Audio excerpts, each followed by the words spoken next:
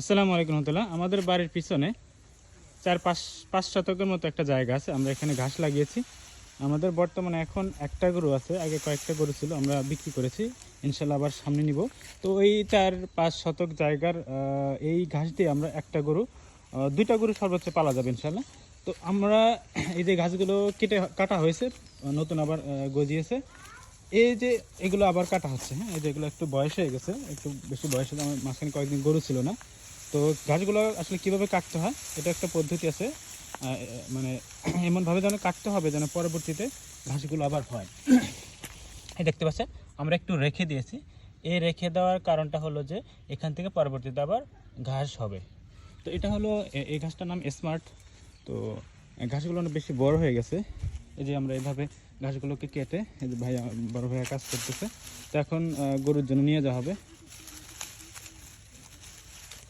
তো আপনারা যারা আপনাদের বাড়ির আশেপাশে এরকম জায়গা থাকলে আপনারা ঘাস লাগাতে পারেন।